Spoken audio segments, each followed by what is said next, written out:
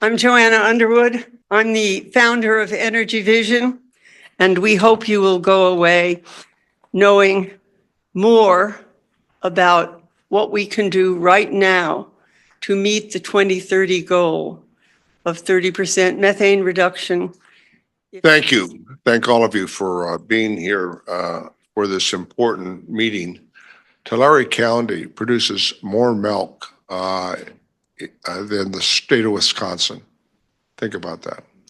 One county in California. Approximately a quarter of our dairies now in California have some form of digesters, and sometimes dairies that are adjacent to one another partner in digester facilities because it makes sense and it's good economics and it helps reduce your waste stream besides controlling the methane. So it's like win-win-win. And we want to work with you to, in fact, ensure that we can make progress because we can. And so today I want to talk a little bit about the methane opportunity. We're at a point right now where the amount of methane that we're putting into the atmosphere is higher than anything ever on record. Methane emissions from human activities are now contributing to around 30% of the warming that we're experiencing today. And then when we look at the future and what could potentially happen in the absence of further action is that we could nearly double our methane emissions.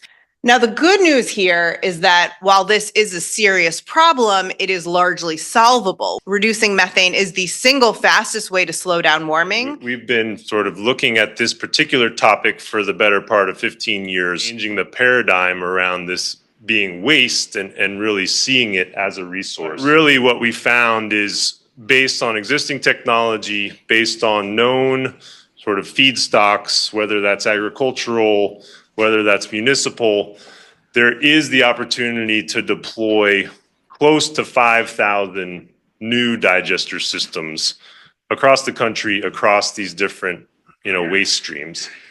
In doing so, based on some conservative estimates on leakage, we calculated that this would get us about 14% of the way to the 30% by 2030 goal. It can be utilized directly on site for purposes like generating heat and power.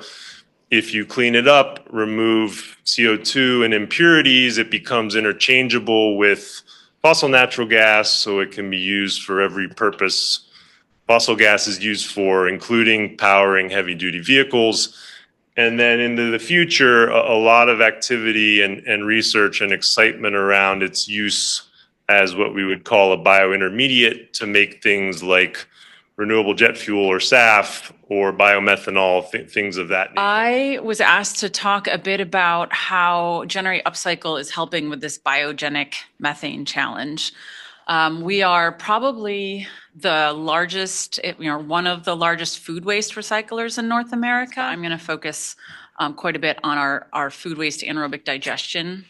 On an annual basis, we recycle over 1 billion tons of organic waste in the United States. Workforce. This is a non-trivial issue. We talk about good jobs, clean jobs, green energy jobs, but we need a highly skilled workforce. Love to see things like tax credits for on-the-job retraining of oil and gas industry workers. This industry can scale. Germany has over 10,000 digesters. We are absolutely optimizing the use of public funds and these systems so that we destroy every molecule of methane we possibly can, and we produce as much distributed renewable energy as we possibly can to displace as much fossil energy as we can, and we save taxpayers money. We've got 238 projects that are currently on the books.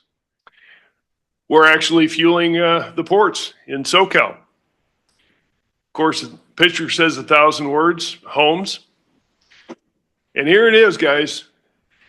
This is on a California dairy farm. This is H2B2 and our hydrogen fueling station for Fresno Metro Transit.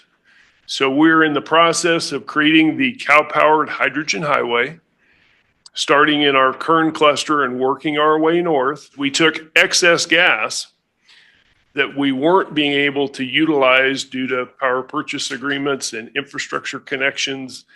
And we took that extra gas and we actually have created California's first hydrogen fueling station from Cal Power. The California dairy industry is not only meeting, but exceeding at the most cost-effective rate of any program that California has developed through putting in anaerobic digesters and creating renewable transportation fuel and electrons. The science has proven time and time again that this is a reliable mechanism to accomplish great things for all of us in society as a cumulative whole, period, end of story.